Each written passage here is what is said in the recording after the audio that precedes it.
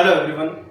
तो हम chapter number second का ये सेकंड पार्ट है। इस पार्ट में चैप्टर कंप्लीट हो जाएगा आपका। इससे पहला वाला पार्ट मैंने अपलोड कर दिया, वो आप देख लेना। तो अब हम इसमें बात करते हैं इंपॉर्टेंस ऑफ टर्शियरी सेक्टर। एक बार मैं फटाफट से रिवाइंड कर देता हूँ पिछले लेक्चर में क्या पढ़ा। 3 टाइप के सेक्टर देखे, प्राइमरी, सेकेंडरी, टर्शियरी। जो डायरेक्ट नेचुरल रिसोर्स पे डिपेंडेंट है primary, manufacturing secondary, advance level like insurance, banking, transportation, tertiary sector. अब हम इस चैप्टर में बात करने वाले हैं कि भाई टर्शियरी सेक्टर की इतनी इंपॉर्टेंस क्यों है, क्यों हर एक डेवलप्ड कंट्री का जो मेजर अमाउंट ऑफ इकोनॉमी है वो यहां से आती है।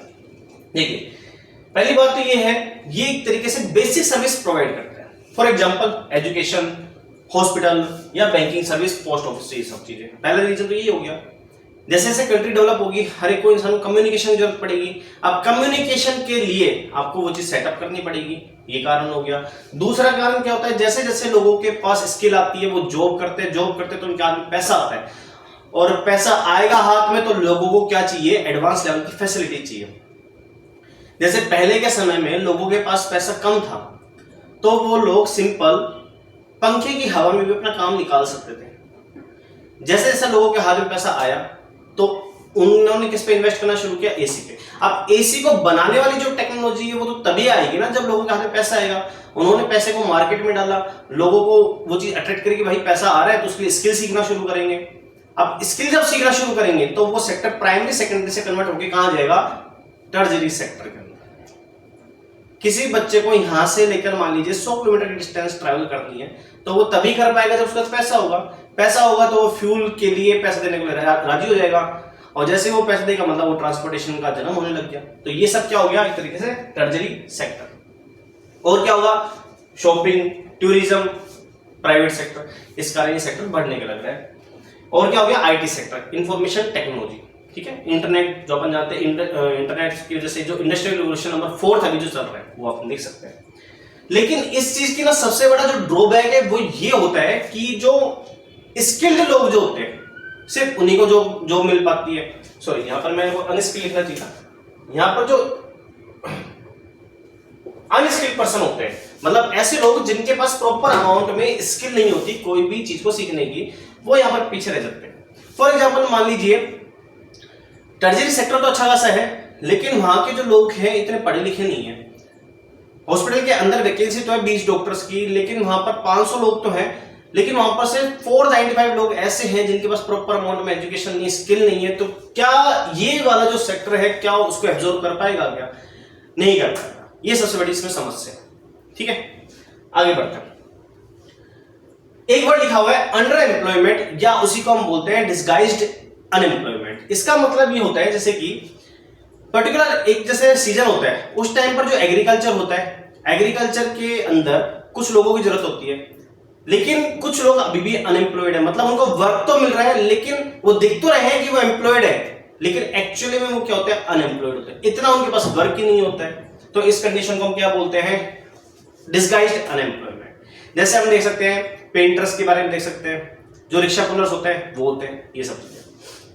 इसके अलावा हमने और अनएम्प्लॉयमेंट पढ़े थे, सीजनल एम्प्लॉयमेंट, वो आप बता सकते हैं क्या चीज होती है। नेक्स्ट, तो फिर इसका सॉल्यूशन क्या है। सॉल्यूशन सीधी सी बात है, गवर्नमेंट है।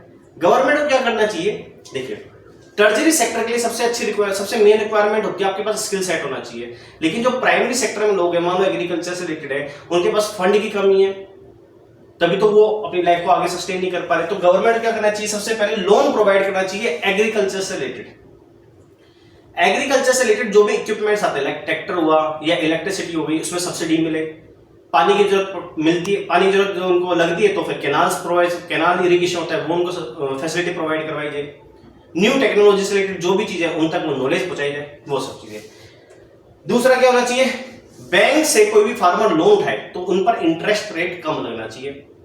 ठीक है, इससे क्या होगा, वो इजीली उस लोन को रिपे भी कर सकते हैं। मान लीजिए लोन उठाया, अब उस पर इंटरेस्ट रेट इतना ज्यादा है कि उन्होंने प्रिंसिपल अमाउंट तो पे कर दिया, लेकिन अब इंटरेस्ट उन पर बहुत हावी हो रहा है। इस कारण काफी इश्यूज भी देखने को मिलते हैं। नेक्स्ट क्या है, ट्रांसपोर्टेशन। जैसे कि मान लीजिए कोई फार्मर है और वो गेहूं की खेती करता है, उसने गेहूं की खेती तो चलो उसने बहुत अच्छे से कर दी, जैसे सरकार ने उसको फैसिलिटी प्रोवाइड की, लेकिन उससे होगा क्या, जब तक उस गेहूं को वो किसी स्टेट में जाकर, किसी सिटी में जाकर उसको बेचेगा नहीं। तो बेचने के लिए उसको किस चीज की जरूरत पड़ेगी? ट्रांसपोर्टेशन की। कोल्ड स्टोरेज, मान लीजिए कोई ऐसी चीज है, मान लीजिए फ्रूट्स है, गर्मी के अंदर फ्रूट ज्यादा देर टिक नहीं पाते, तो गवर्नमेंट अगर उनको ऐसी फैसिलिटी प्रोवाइड कर दे, जैसे ट्रांसपोर्टेशन की, कोल्ड स्टोरेज, कि भाई सामान यहां से 200 किलोमीटर दूर भी चला गया तो वो सामान फ्रेश है एकदम। अदरवाइज क्या होता है, मान लीजिए 200 किलो सेब भेजे, गर्मी की वजह से या स्टोरेज सही नहीं होने की वजह से करीब 130 किलो सेब खराब हो गए, बचे कितने? 70 किलो। अब 70 किलो में कितने बिकते हैं कितने नहीं बिकते वो नहीं पता, लेकिन 130 केजी तो नुकसान में हो गए ना। जो 130 केजी नुकसान, उसमें फार्मर कितना नुकसान हुआ, उसकी मेहनत उसमें लगी, उसका पैसा लगा, पानी लगा, बहुत सारी चीजें होती है। नेक्स्ट क्या होता है, देखो अगर गवर्नमेंट हमें सपोर्ट करती है, सबसे बड़ा बेनिफिट होगा हमारे यंग जनरेशन को। ज्यादातर एजुकेशन जो है कई लोगों को इसलिए नहीं मिल पाती क्योंकि क्या तो इनका पैसा नहीं होता या सही अपॉर्चुनिटी नहीं मिल पाती। तो इससे क्या होगा, अगर गवर्नमेंट प्रोवाइड करती है, एजुकेशन पे इन्वेस्टमेंट करती है या कोई भी चीज पे, तो चाइल्ड लेबर कम होगा। आप देखिए किसी भी थड़ी पर जाते हो, वहां छोटे छोटे बच्चे क्या करते हैं? चाय बेचते हैं। अगर मान लीजिए उनको प्रॉपर अमाउंट में एजुकेशन मिल जाती है तो वही जो लोग हैं बड़े होकर टर्जरी सेक्टर में आकर के कंट्री को ही कंट्रीब्यूट करेंगे। अदरवाइज वो किस सेक्टर में रह जाएंगे? एक तरीके से प्राइमरी सेक्टर में या इनफॉर्मल सेक्टर में। वो चीजें एक बढ़ गया हो गया आपके पीसी, मतलब प्लानिंग कमीशन, जो अब बदलकर किसमें हो गई? नीति आयोग। होती क्या प्लानिंग कमीशन में? बेसिक आपको बता देता हूँ, नीति आयोग क्या होता है बता देता हूँ। वैसे हम इसको डिटेल में डिस्कस करेंगे लक्ष्मीकांत वाली किताब में, जब पॉलिटी का लेक्चर हम शुरू करेंगे। प्लानिंग कमीशन एक तरीके की बॉडी थी पहले आजादी के टाइम पर, 1950s के समथिंग, पर इसको बदलकर किसमें बदल दिया? नीति आयोग। इसमें अलग अलग मेंबर्स की बॉडी होती है, इसका कौन हेड होता है, कितने मेंबर्स होते हैं, वो हम बाद में डिस्कस करेंगे। इसका मेन फंक्शन क्या होता है कि कोई भी मतलब कंट्री में कोई भी चीज होती है उसको डेवलप कैसे किया जाए, वो सब चीजें होती है। डिटेल में हम वहां डिस्कस करेंगे, ठीक है। ये कॉन्स्टिट्यूशनल बॉडी होती है, नॉन कॉन्स्टिट्यूशनल होती है, सब वहां डिस्कस करेंगे। आगे बढ़ते हैं।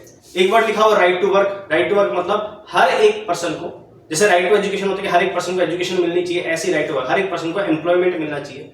ये सब चीजें इसी को लेकर के एक स्कीम में आई थी, दैट इज मनरेगा 2005 में। ये मैंने आपको लास्ट लेक्चर में डिस्कस भी किया था।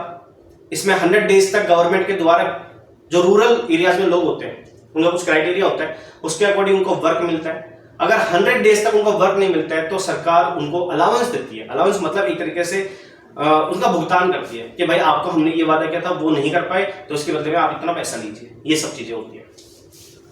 और आगे डिस्कस करते हैं। सेक्टर 2 भाग में और डिवाइड किया है, ऑर्गेनाइज्ड और अनऑर्गेनाइज्ड। नाम से पता लग रहा है ऑर्गेनाइज मतलब कोई चीज एक वेल सेटल ऑर्गेनाइज्ड वे में तरीके से रखी हुई है, अनऑर्गेनाइज्ड जो बिखरी हुई है। ऑर्गेनाइज सेक्टर वो होता है जिसमें हर एक चीज पेपर वर्क पे तरीके से लिखी हुई होती है, सरकार का सपोर्ट होता है।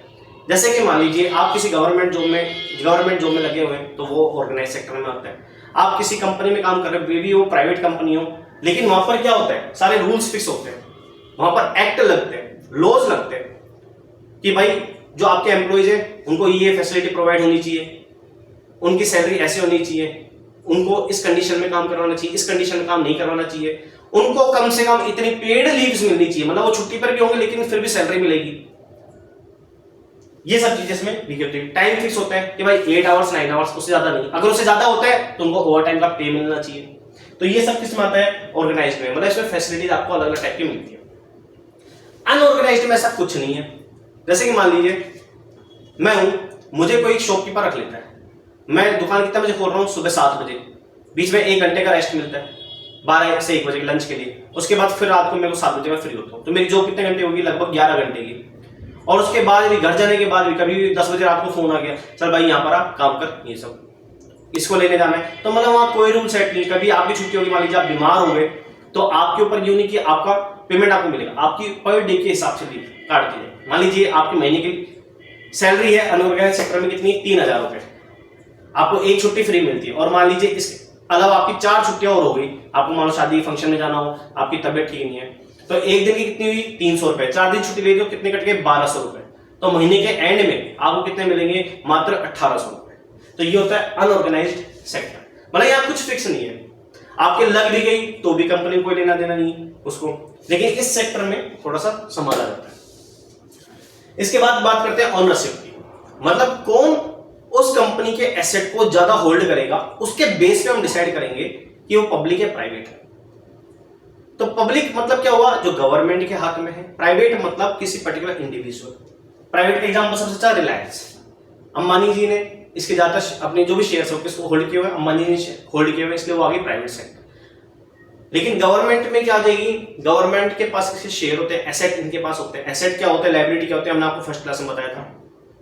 जैसे एग्जांपल रेलवे, और होना भी तो चाहिए। मान लीजिए प्राइवेट सेक्टर रेलवे जैसी फैसिलिटी को होल्ड करने लग जाए तो क्या आम आदमी उस पर ट्रैवल कर पाए? क्योंकि जो प्राइवेट सेक्टर है वो सिर्फ होता है एक तरीके से मनी ओरिएंटेड, उसको पैसा मिलना चाहिए, प्रॉफिट मिलना चाहिए। लेकिन जो गवर्नमेंट होती है वो होती है सर्विस ओरिएंटेड, उनको प्रॉफिट से इतना कोई खास मतलब नहीं होता, उनको मेन होता है कि पब्लिक को सर्विस प्रोवाइड की जाए। कोई बहुत अमीर आदमी है उसके लिए कोई बड़ी बात नहीं है यहां से वहां ट्रैवल करना, लेकिन आप उसकी सोचिए कोई मजदूर आदमी है, वो महीने के 3,000 रुपए कमा रहा है, कमाने वाला एक आदमी है, बच्चे हैं, माँ बाप हैं, उनको भी हैंडल करना है। अब उसके लिए यहां से वहां जाने के लिए 100 रुपए की टिकट लेना भी बहुत बड़ी बात हो जाएगी। तो ऐसे में जो हेल्प करती है वो कौन करती है? गवर्नमेंट। गवर्नमेंट क्यों हेल्प कर रही है? क्योंकि हम इसके बारे में डिस्कस करेंगे कहां, directive principle of state policy में। याद करो मैंने बताया था डीपीएस में एक तरीके से कंटेंट होता है कि गवर्नमेंट को बताता है कि आपको ऐसी स्कीम बनानी चाहिए पब्लिक को अपने दिमाग में रख के, वो हम वहां डिस्कस करेंगे। आर्टिकल नंबर कहां से कहां तक मैं बता चुका हूं, वापस बता देता हूं। आर्टिकल नंबर 36 से लेकर आर्टिकल नंबर 51 तक वो चीज है। तो यहां पर हमारा सेक्टर से रिलेटेड चैप्टर कंप्लीट होता है। एक बार मैं फटाफट से रिवाइज कर देता हूं। सबसे पहले हमने देखा सेक्टर, 3 टाइप के sector, primary, secondary, tertiary. Government से रिलेटेड, नेचुरल रिसोर्सेज से जो भी रिलेटेड होते हैं दैट इज प्राइमरी सेक्टर, उनसे मैन्युफैक्चर होगा secondary, advance level tertiary sector. उसके बाद डिफरेंस किया हमने गुड्स और सर्विस में क्या डिफरेंस होता है। इसके बाद हमने देखा टर्शियरी सेक्टर इतना इंपॉर्टेंट होता क्यों जा रहा है, लोग प्राइमरी को छोड़कर सेकेंडरी को छोड़कर टर्शियरी में इतना जा क्यों रहे हैं, वो कारण हमने डिस्कस कर दिया। नीति आयोग क्या होता है, प्लानिंग कमीशन क्या होता है, बेसिक मैंने आपको बता दिया, डिटेल में हम कहां डिस्कस करेंगे, वो हम डिस्कस करेंगे पॉलिटिकल साइंस में, पॉलिटी में। उसके बाद हमने डिस्कस किया कि अंडर एम्प्लॉयमेंट क्या होता है, ठीक है, और फिर इसका सॉल्यूशन मैंने आपको बताया। उसके बाद सेक्टर डिसाइड किया हमने कौन कौन से, एक ऑर्गेनाइज सेक्टर कौन सा होता है, अनऑर्गेनाइज, जिसमें सारे रूल्स फॉलो हो रहे, ऑर्गेनाइज नहीं हो रहे, अनऑर्गेनाइज। गवर्नमेंट होल्ड कर रही है that is public sector, government hold नहीं कर रही है कोई प्राइवेट कर रही है प्राइवेट सेक्टर, ठीक है। यहां पर अपना चैप्टर नंबर 2 कंप्लीट होता है। कल चैप्टर नंबर 3 शुरू होने वाला है। यहां तक कोई भी डाउट आप कमेंट सेक्शन में पूछ सकते हैं। लेक्चर पसंद आया तो like, subscribe and share. Thank you.